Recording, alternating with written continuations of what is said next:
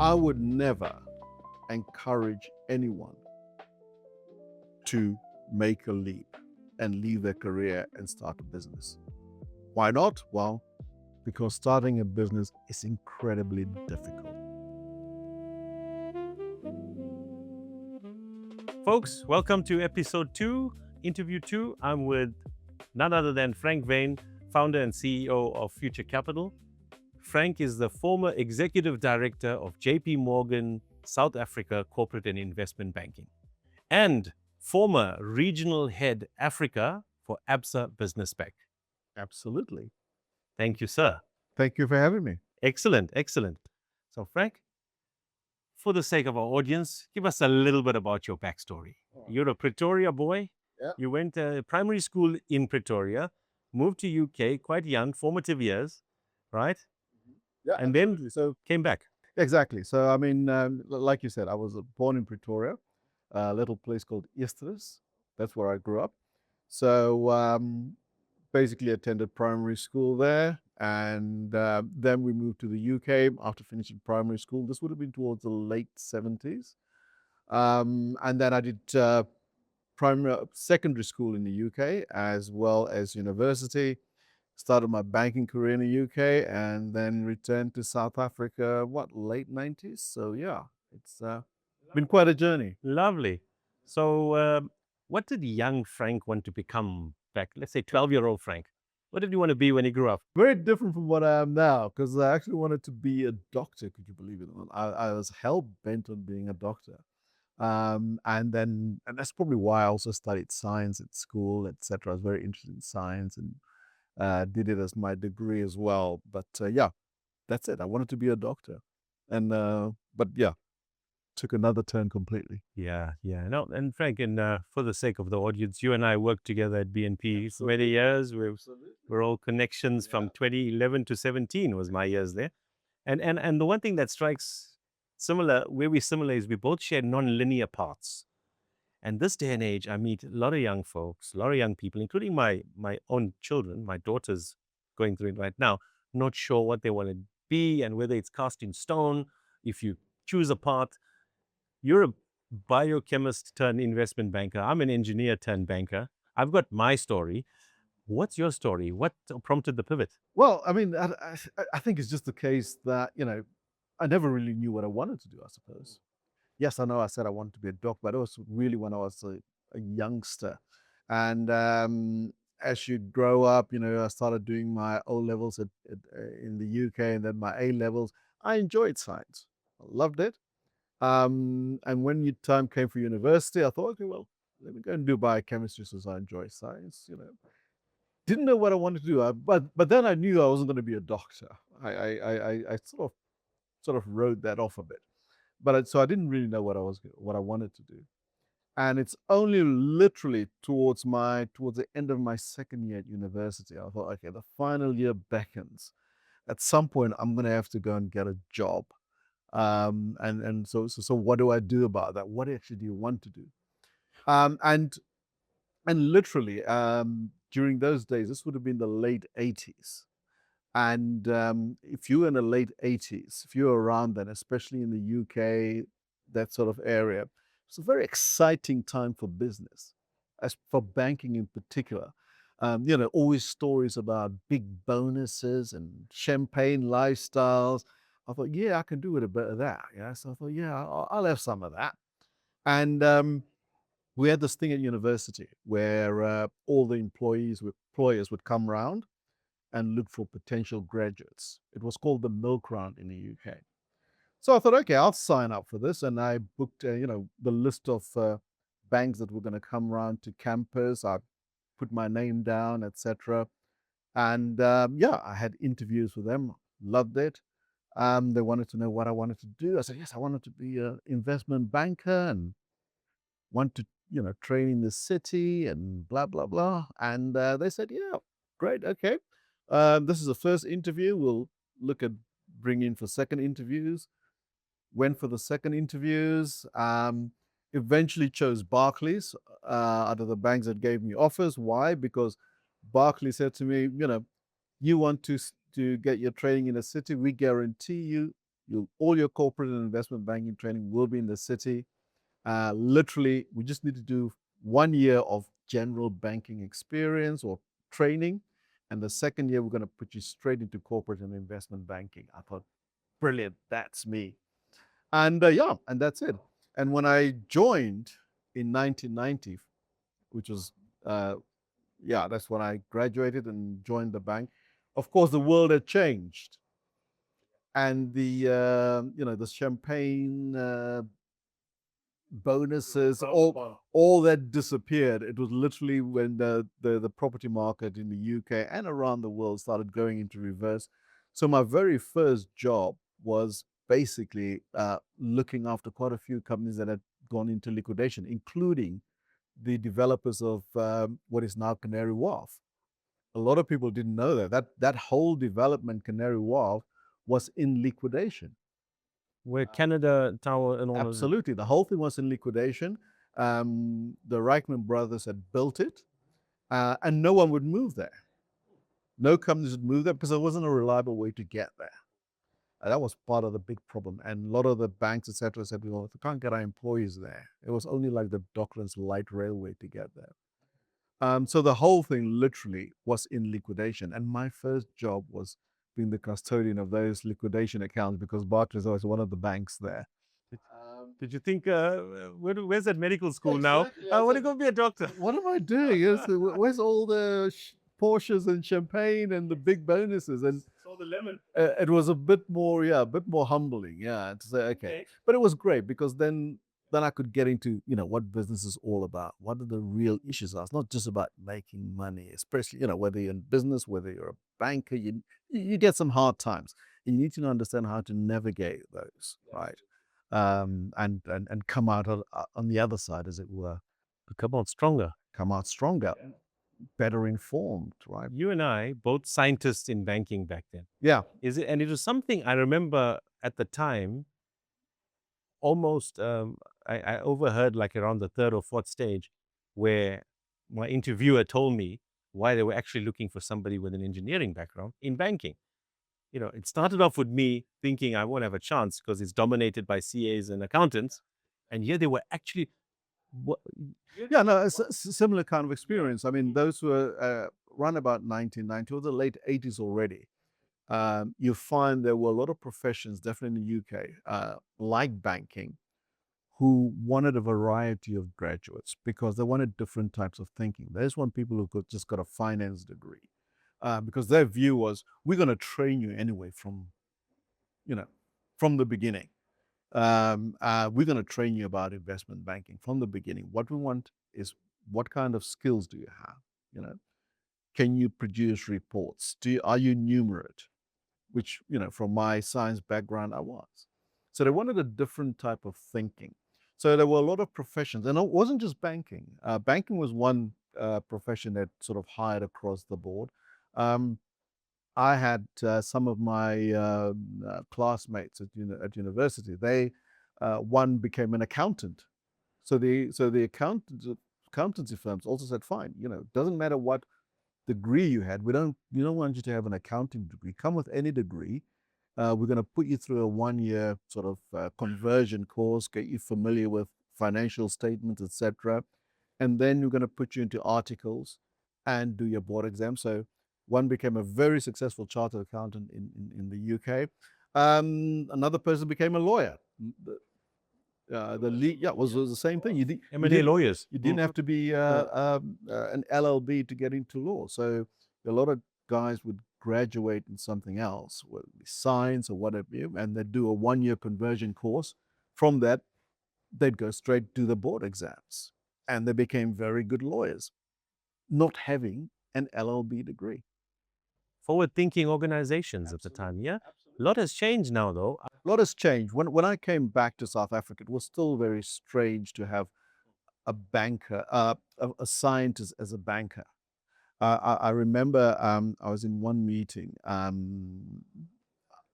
accountants, clients. It was a pretty tense meeting at the time. Anyway, as we came out of the meeting, one of the accountants came over to me and said, "Are you a CA?" I said, "No, I'm a biochemist." And the look on his face, like, okay, the way you spoke in there was like, was like an accountant, not a biochemist. Conditioning. Condition.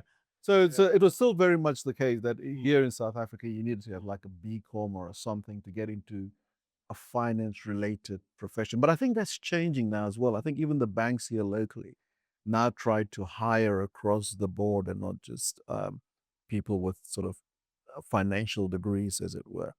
Changing, right? It's changing because you realize you need a different crop of people, you different things. We're on a trajectory where formal qualifications are mattering less than just the knowledge that people are now getting on YouTube channels and through AI.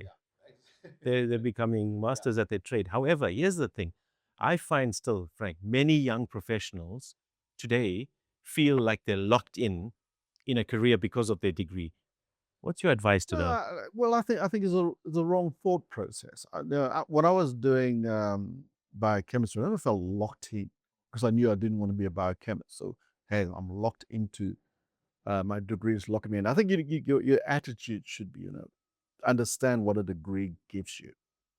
Now, it gives you certain skills, gives you the skills to analyze things, gives you the skills to write that, put it together into reports that someone can understand and comment on, right?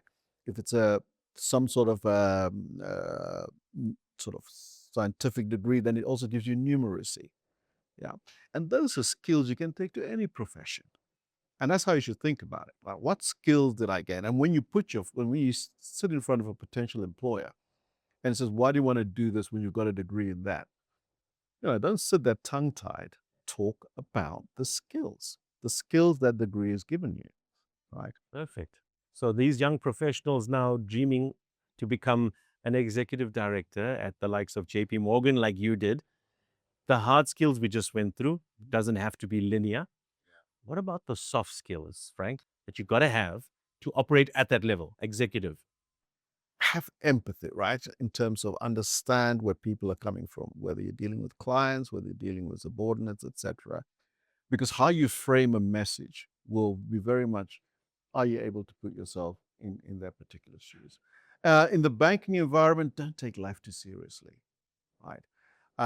You can have very tense meetings, as you know, with a colleague, even your boss, and still go for a drink at the end of the evening, right? Important not, and it probably this is in all sort of professions, not to be take things too personally, right? We're all in a tense environment. We're all trying to get a few things done. So sometimes tempers might flare a bit. A difference of opinion could come. So don't take things too personally. Is that a skill? How to manage Manage that. egos in banking? Yeah. Manage your egos in banking. Well, to manage the egos, other people's egos, the other important skill is to be assertive, right?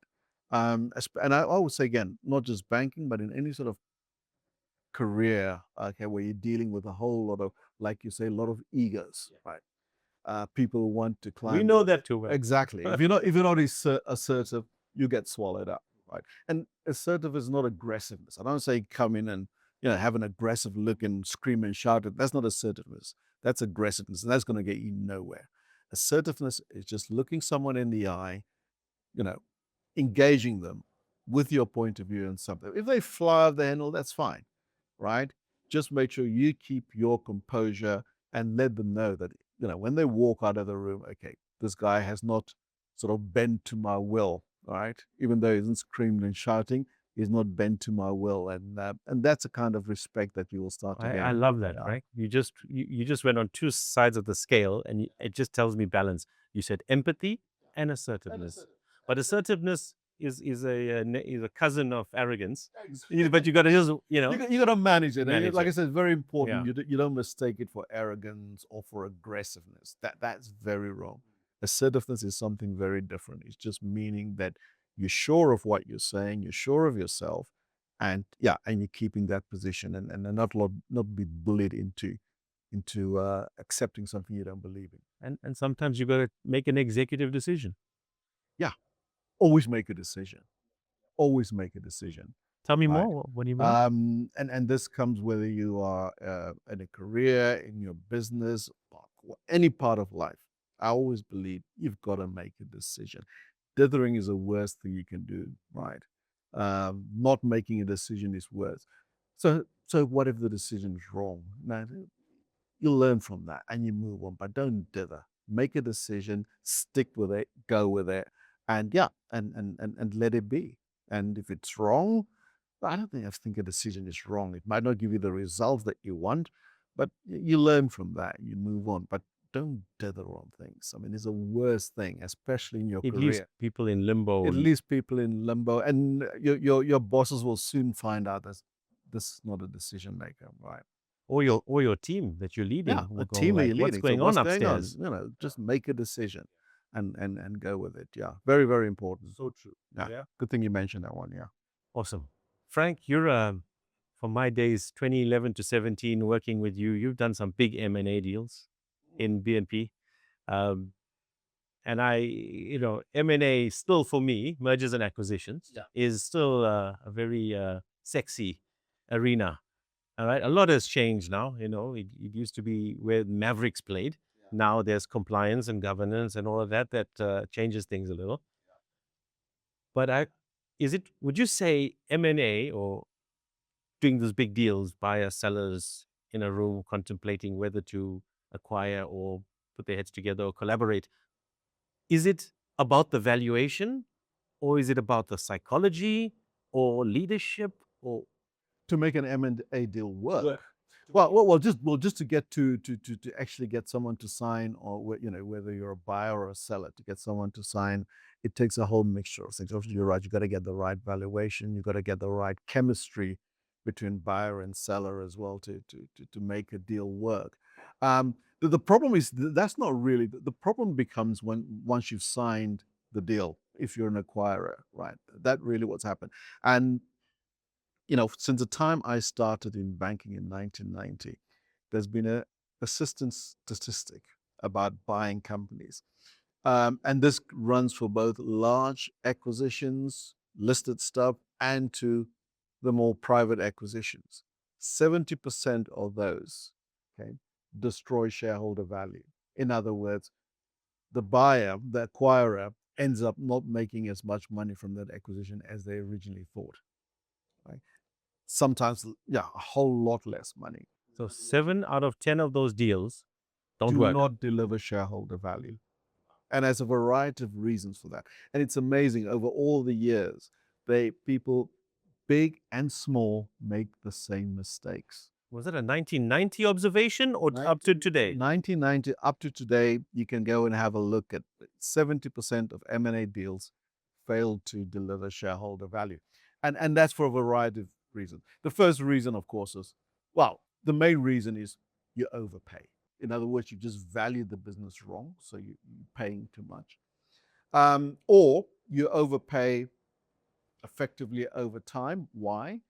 Because you messed up the due diligence. You haven't paid close attention to your due diligence. So you're missing stuff in your due diligence. Or the biggest killer of M&A transactions, you mismanage the integration of that business into your own business. The post-merger integration. Post-merger integration. It's amazing. Once the deal is done, etc., everything checks out. It's amazing how sometimes even Xcode checks out. And everyone starts patting themselves on the back, where the real work really starts. That is really where you're going to create shareholder value. So people mismanage integration, especially cultures. Right? Culture is always when how many deals you've looked at, cultures are normally seen as a soft issue, right? You leave that to HR or something, okay? And Exco sort of take a backseat. The hard things are the numbers, the numbers. You've got the numbers right, and leave so and so to look after integrating the teams and stuff like that. I actually had a discussion with someone, was it a couple of months ago? They had just done an acquisition, right? And I said, well, how do you manage the integration, especially around the cultures? Said, no, that's fine. We had one evening where we called everybody together. We all had drinks and stuff. And that was a sum total of their integration, their cultural integration is invite everyone for a drink. I said, no, it's gotta go deeper than that. And that's where a lot of people mess up. And quite a few massive M&A deals mess up on culture. They mess up on culture and they fail to destroy and they fail to deliver on shareholder value. The solution then is there some sort of cultural fit Yeah, due diligence? first, yeah, exactly. There is. Mm. There is a cultural fit due diligence, and it should be part of your due diligence. But if you look at a typical M&A due They do diligence list, legal and they do legal, financial. financial, whatever, and you don't see a cultural due diligence. Okay, there's no cultural audit done to say how different are they to us. How easy would it be to bring them in? How do they, for example, simple thing, right? If we've got to make a payment, we require 10 signatures to authorize a payment where they do it with two. How's that going to fit, right? What are we doing wrong? Should we learn something from the way they're doing it? And is there some sort of middle way of things that we can, or maybe we should adopt their way, right? But don't just say, listen, this is how we do things here. And if you can't fit in with that, then this might not be the right company for you. And very soon you'll find you won't deliver the value because the value has got to be delivered by those people you bring on board. They know that company a lot better than you do, all the nitty gritty about it. And they are going to work hard, give that extra 15% of discretionary effort because that's really what you want from people, from all your people, right? If your company is going to really prosper, your employees have got to deliver that. Every one of us has got that 15% of discretionary effort, the stuff we can do over and above the everyday things we're required to do. And if your staff deliver that 15% of discretionary effort for you consistently, that is really what's going to deliver your value. And it's the same when you buy a company. How do you get these guys to also deliver that 15% of discretionary effort? Because that's going to what make your acquisition work. Now, two executives or the acquirer, what what if they find in their cultural fit due diligence we may see a problem coming, yet the financial the ROI is through the roof? What do you do?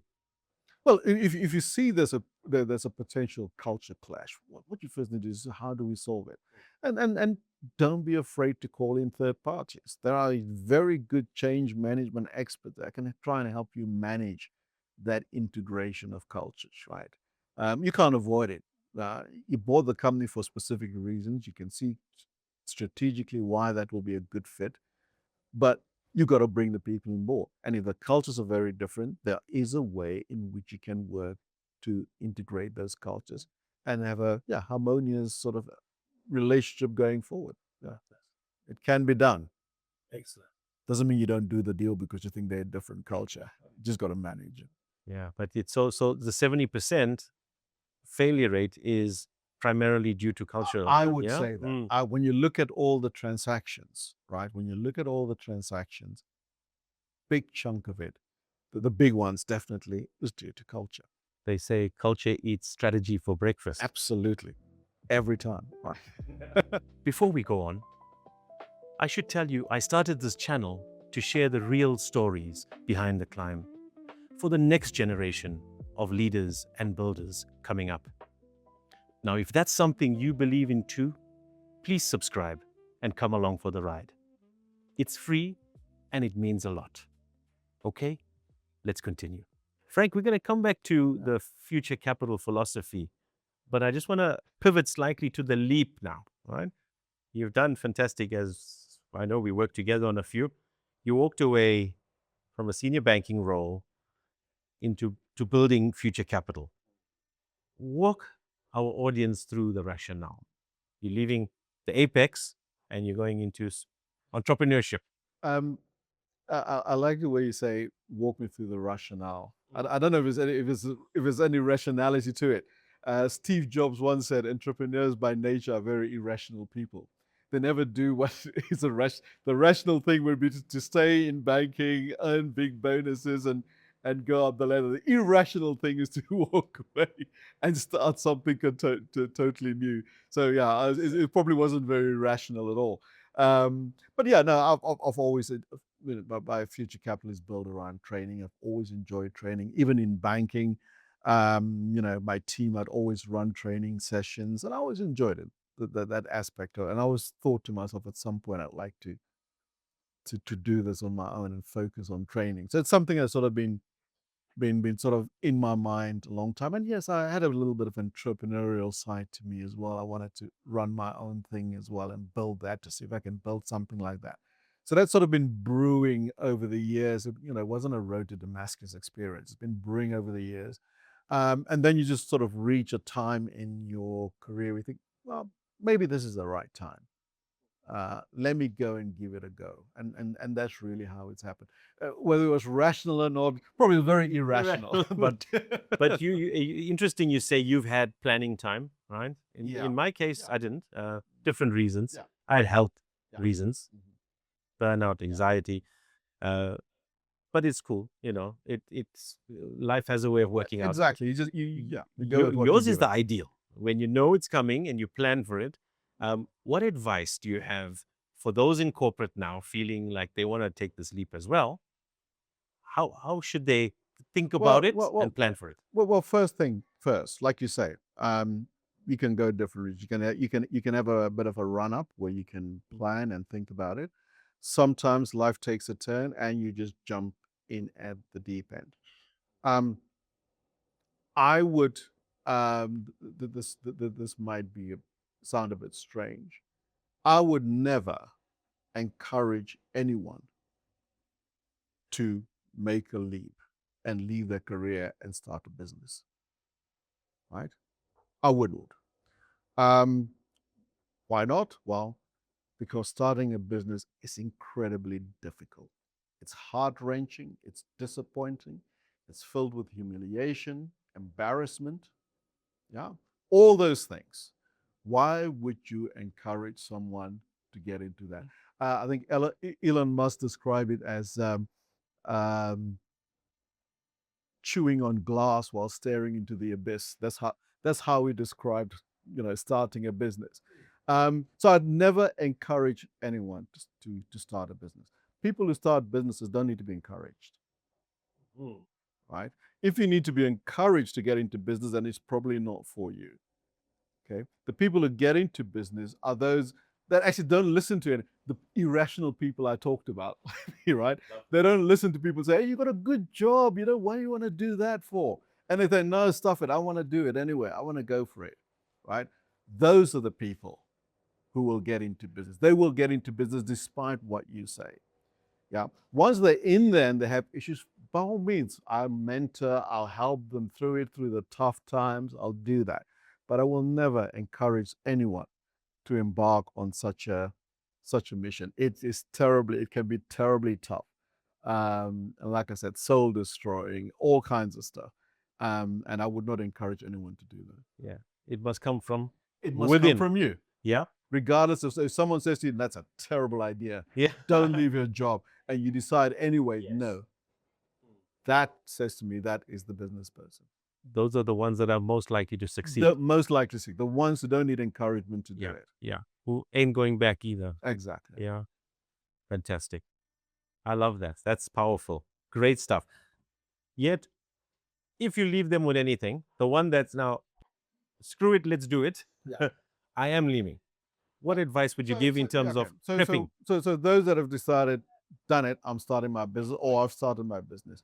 I've got what I normally talk to SMEs. I've got like a 5-point structure. Yeah. In terms of, you've decided you're going to go into business. What do you need? First of all, first thing, you need to have a passion for what you do. And that is extremely important. And I'm not just saying that to be able to say, okay, because you want to enjoy what you're doing and what. Yes, of course you want to enjoy what you're doing. But that passion is very important, because once you start having to deal with the stuff I talked about, the embarrassment, the humiliation, right? The thing that gets you through that is the fact that you love what you're doing. You love your product. You love your service. You have a belief in it. Are you skilled at it? And you're skilled at it, Because right? the ikigai, passion is one circle, Yeah. skill is the other. Well, I presume yeah. You won't go and you won't have a passion for something you don't know about, nothing about. So passion to me is first. You got to have that passion, because that gets you through the tough times, which you will have, no doubt about it. right? Chewing glass and staring into the abyss. The only thing that gets you through that is passion. Secondly, Before you go off passion versus enthusiasm, is there a oh, difference? yes, a big difference. I can be enthusiastic about selling widgets. And I can be very enthusiastic if you just decided, give me tomorrow a big order for widgets. Yeah, I'm buying it for 1 rand, I'm selling it for 2 rand, I'm making a 1 rand profit. Yeah, I'm enthusiastic about that. But what happens when you suddenly pull that contract, right? Or people say, I don't like your type of widget, right? How do you recover from that? Your enthusiasm soon fades, Yeah, right? passion remains. So that's passion is the first one. Secondly, be prepared to pivot. That's important because you'll normally find when you start the business, 5 years later, that business might be very different, have a different look from when you first started it. You might have a passion for doing something a certain way, right? And you start selling it, but it's just not going. And you get some feedback from clients or from other people. Be prepared to change your product a bit, right? Be prepared to change. You might find the people you're marketing to are actually not the people who are going to buy this stuff, right? You actually need to change and market. Might go against the grain from what your view, your passion was. You're going to sell to this type of people and create that. Be prepared to change. Go from because we normally start, especially when you have passion, you start with a belief in something. You're going to do this for this, and this is what's going to happen, right? And it could be something silly. I'm going to create this, I don't know, this drink, and it's going to solve these health problems. So I'm going to market it as a drink that solves these health problems, and it's just not selling. And you find the people who are buying the stuff like it because you've got a fantastic packaging. They love it becomes a lifestyle thing, Right, right. right? To tell it, I was selling it as a health thing. I've got passionate about healing people. Now I'm going to sell it as a lifestyle thing for young people. Well, stuff it. Let me pivot towards that.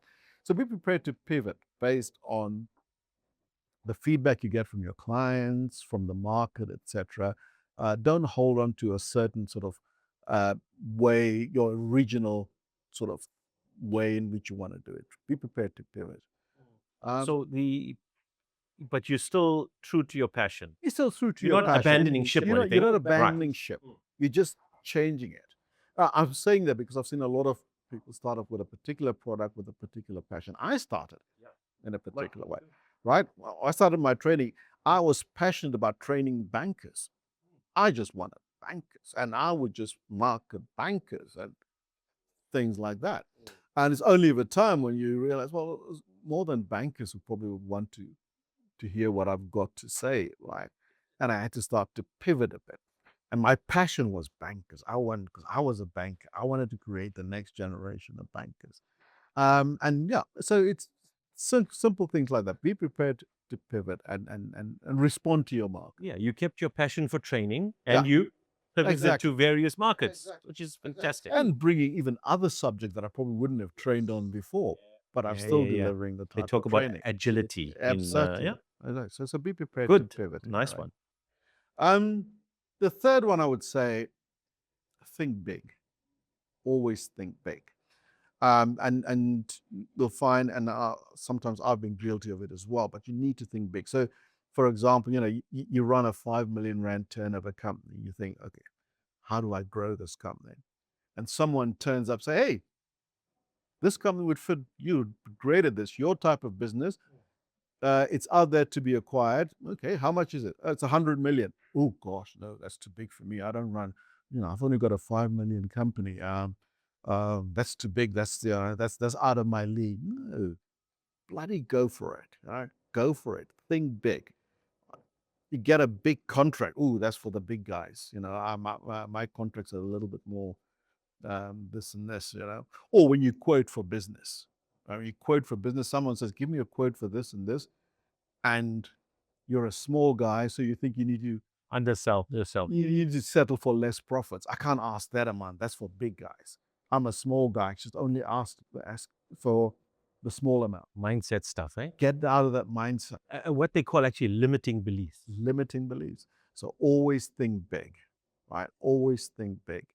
and don't undersell yourself, That's and a thesis on its own, eh? Jeez, that one's powerful. go for the big stuff. Go for the big stuff. Um, Fourth, it's a bit of a funny old one, but I always say to people, check your bank account every day. Choose a day, whether it's the start of the day, end of the day, but religiously every day, just log onto your bank account and just have a look. This is especially important when things are not going well. It's great when things are going well, got a lot of money. Yeah, I'll check my bank account every 5 minutes, right? But when things are not going well, when you know the funds are depleted, you think about cheapest. I've got expenses coming end of the month, and where's the money? Check your bank account every day, right? What that does for you, it puts you in control, right? Because you know where you are. You've seen what's gone through that, right? It may look bad, but you know it. Um, Instead of trying to do what I call mental arithmetic. Okay, that's so much in. Okay, I'm going to pay that. That means I've got so much left. And so, trust me, whenever you do that, by the time you're forced to go back and look at your bank account, it'll always be less than your mental arithmetic told you. And that'll put you into a state of depression because you would have missed out something. You would have done some debit order would have gone off, or some payment would have gone off that you didn't check properly, right? And you end up with less than you thought you had when you were doing your mental arithmetic. Rather, face the facts every day, right? Have a look. And if it looks really sparse, yes, it's bad, but you know it. And you can now start thinking about, what do I need to do? Do I need to go a really hard sell here? Are there some invoices that maybe it's only due to be paid next month, but if I can call up my customer and speak to them, maybe they can pay me earlier this month? That might help. You are now in control. Now, you are now in control. So check your bank account every day, no matter how bad it is, right? Get a hold of it and deal with it. You'll be surprised how in control you feel just by checking your bank account every day. I was in that position myself. I know it. I said I put that in there from personal experience, Good. right? Yeah. That when things are tough, you don't want to look at that bank account. And you do mental arithmetic. And then when you're finally forced to have a look at it, like, oh, my word, is worse than I thought. Whereas if you look at it every day, it starts giving you control and you can start planning things, and deal with it. Love it. Yeah. And the fifth. The fifth one, the final one, I would say is never, ever give up. Right? Never give up. There's a stat around that says 80% of small businesses fail within the first 5 years. I have a take that it's not the businesses that fail, it's the owners that give up. It's not the businesses that fail, it's the owners that give up. Right? It's just getting too tough. It's getting too humiliating. I'm sick and tired of scraping around for money every month to pay the bills. Right? I haven't had a new car in how many years? Enough now. Right? So people give up. Right? But if you're really passionate about something, you'll find that thing to keep going, right? Keep going. Never ever trust me. If you don't give up, you will. And business is like is like running uphill. So it's tough going uphill, but you'll reach that plateau, and suddenly it's wow, Smooth sailing. smooth sailing, and the money will come flying in. Is there a level of stubbornness or what persistence? Irrationality, as Steve Jobs said. Back to that. It's back to that because people will tell you, "What are you doing to yourself? Go and get a job. Go back to COVID. Why are you doing this to yourself?" And the rest of the person will say, "You're absolutely right. I'm going to get it." If I had a rand for every time I was told that, I'll be a millionaire. Yeah. Oh, you're absolutely right. The rational thing to do is to go back to corporate, get my paycheck on the 20th of every month, without thinking about it. Why do I put myself through this? Right? It's your irrationality bit in you and your passion that makes you give up. Think about those things. Speak to other people who've been through it, who can help you through that.